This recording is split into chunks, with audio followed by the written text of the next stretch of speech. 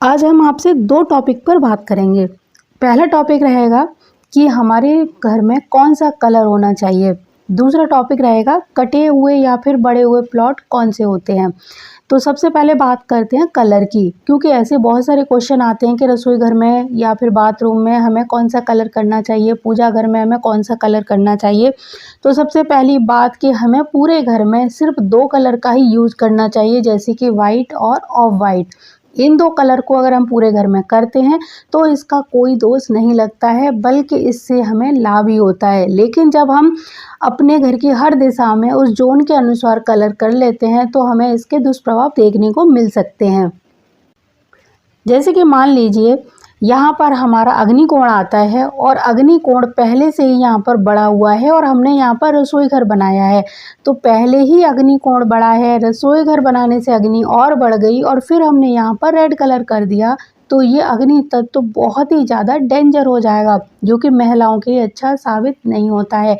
जब अग्नि तत्व तो पहले से ही बढ़ा हुआ है और वहाँ पर हमने अग्नि तत्व को और ज़्यादा बढ़ाने के लिए रेड कलर कर दिया या फिर ऑरेंज कर दिया, तो इसके हमें अच्छे प्रभाव देखने को नहीं मिलेंगे। तो यहाँ पर हमें वाइट कलर करके इसको कम करना पड़ेगा या फिर यहाँ पर ग्रीन कलर करना पड़ेगा, जिससे कि अग्नि हमारी थोड़ी सी बैलेंस हो सके। इसी तरह अगर आपका यहाँ पर नैऋत्य कोण आता है, नैऋत्य कोण पहले से ही बढ़ा हुआ है और आपने यहाँ येलो कलर किया, तो ये इसके लिए हानिकारक साबित होगा। तो पहले हमें अपने घर के जो कलर हैं उनको ये देखना है कि कोई कोना बढ़ा हुआ या घटा हुआ तो नहीं है। अगर कोई कोना कट है, कोई एरिया कट है, तब तो आप उस दीवार पर, जैसे कि मान लीजिए अगर ये एरिया हमारा कट है और यहाँ पर हम उस जोन का कलर करते हैं तो ये अच्छा माना जाएगा। अब यहाँ पे थोड़ा बहुत हम शेड यूज़ कर सकते हैं, लाल, पीला, हरा, कहीं पर भी, तो कोई दिक्कत नहीं है। लेकिन पूरे घर में बड़ी दीवार के ऊपर बड़ा सा पेंट नहीं करना है किसी एक कलर का। पूरे घर में वाइट और ऑफ वाइट कलर करेंगे तो कोई नुकसान नहीं होगा।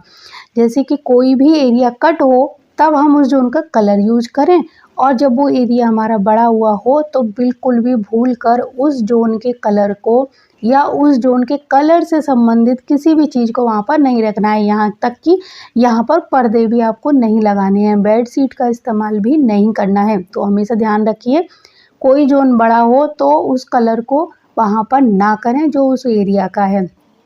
तो दो बातें हमेशा ध्यान रखें, किसी बड़े हुए जोन में उस दिशा का कलर नहीं किया जाता। अगर कोई दिशा कटी है तब आप कलर का यूज कर सकते हैं। अब हम बात करेंगे कटे और बड़े हुए प्लॉट कौन से होते हैं, उनको हम कैसे पहचानें। तो यहाँ पर आप देख सकते हैं, यहाँ मैंने 1 2 3 करके ये नंबर दिए हैं। तो अब हम बात करेंगे इस प्लॉट के अंदर जो नंबर वाले प्लॉट हैं इनकी। इससे हम पहचानेंगे कि अपने घर का जो प्लॉट है वो कटा है या फिर नहीं। तो नंबर 2 आप प्लॉट देखेंगे, यहाँ पर एक ये प्लॉट है, इसके अंदर ये वाला जहाँ नंबर 2 लिखा है, यहाँ से हमने घर का निर्माण किया है, घर के चारों ओर खाली जगह छोड़ी है। यहाँ से हमारी गाड़ी अंदर आती है, थोड़ा सा गार्डन वगैरह बना हुआ है और डायरेक्ट जो घर हमारा यहाँ से बना है, कमरे बने हैं, वो एरिया ये वाला है। तो ये दो गेट हमारे यहाँ लगेंगे, एक तो प्लॉट का, एक घर का। तो ये जो एरिया आप देख रहे हैं ये कट दिखाई दे रहा है, लेकिन ये कट नहीं माना जाएगा, क्योंकि हमने घर का निर्माण इस प्लॉट के अंदर किया है। जब हमारा प्लॉट पूरी तरह से चौकोर या रेक्टेंगल हो तब जाके हमारा प्लॉट कट नहीं माना जाता। यहाँ हम घर का निर्माण इस तरह से करते हैं, कई जगह यहाँ पर छज्जा निकल जाता है, टीन शेड वगैरह लगा लेते हैं, तो ये कटा हुआ नहीं माना जाएगा, क्योंकि हमने प्लॉट को नहीं काटा है, घर के अंदर हमने सिर्फ जो निर्माण किया है वो इस तरह से किया है। अब इस प्लॉट को आप देखेंगे, यहाँ पर भी आपको ये कटा हुआ सा दिखेगा, लेकिन ये भी कटा नहीं है, क्योंकि हमारा जो प्लॉट है ये बिल्कुल शेप में है, स्क्वायर या रेक्टेंगल प्लॉट होगा, कहीं से आगे पीछे नहीं निकला हुआ होगा कोना, तो हमारा वो कटा हुआ नहीं माना जाएगा। घर के निर्माण में ये जगह कहीं ना कहीं यूज हो जाती है।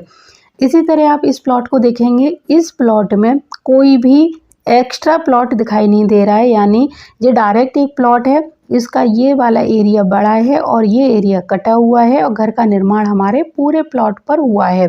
अब ये वाला जो प्लॉट है ये कटा हुआ या फिर बढ़ा हुआ माना जाएगा, क्योंकि इस प्लॉट का एक एरिया यहाँ से कट जाता है और एक एरिया बढ़ जाता है, तो जो कट गया है उसकी एनर्जी अब इस घर में रहने वाले लोगों को नहीं मिलेगी।